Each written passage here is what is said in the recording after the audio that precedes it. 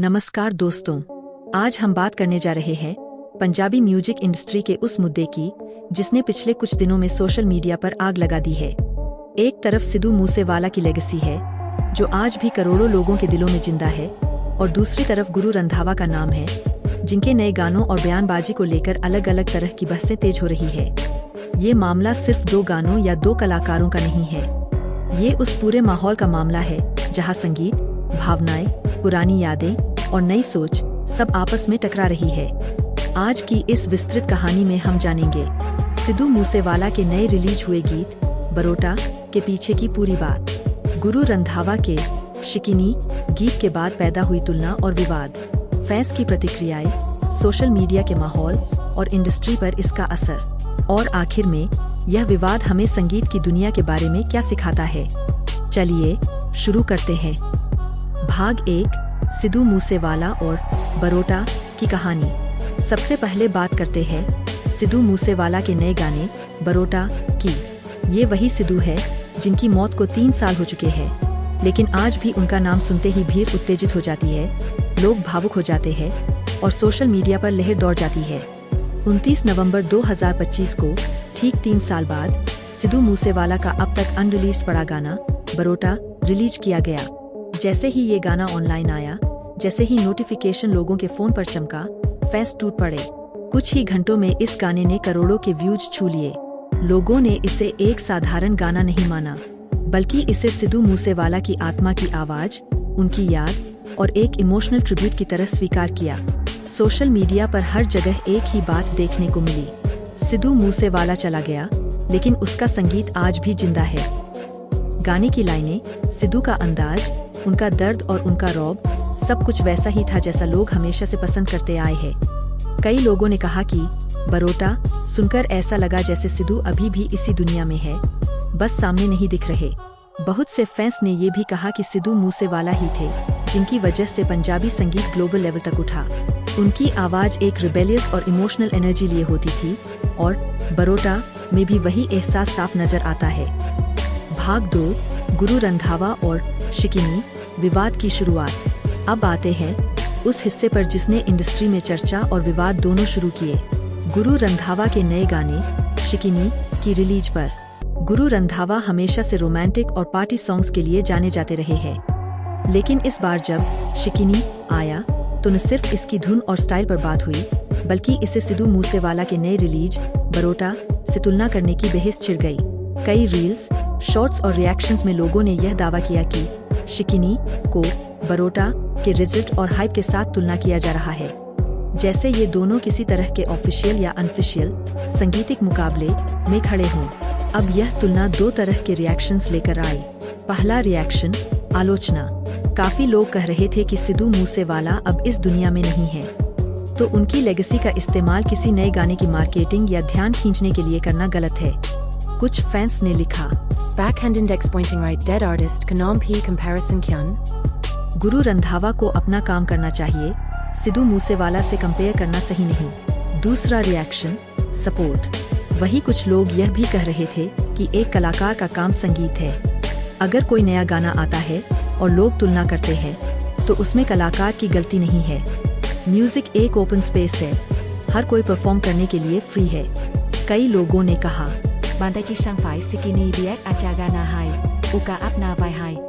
Backhand index pointing right, comparison fans kar rahi hain, Guru nahi.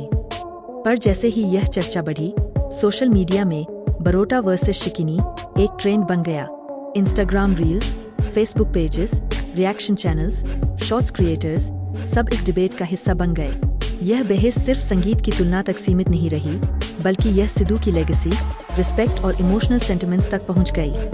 भाग 3, social media पर गर्मी, fans की प्रतिक्रियाएं और इम्पैक्ट। अब बात करते हैं कि इस समय पंजाबी म्यूजिक वर्ल्ड में हो क्या रहा है। 1, बरोटा हर जगह ट्रेंड कर रहा है। लाखों करोड़ों लोग इस गाने को सुन रहे हैं, शेयर कर रहे हैं, ट्रिब्यूट वीडियो बना रहे हैं। कई क्रिएटर्स ने सिद्धू मूसेवाला की लाइफ और जर्नी को लेकर डॉक्यूमेंट्री वीडियोस डाल दिए हैं। फैंस अभी भी सिद्धू के प्रति वही प्यार और दर्द महसूस कर रहे हैं।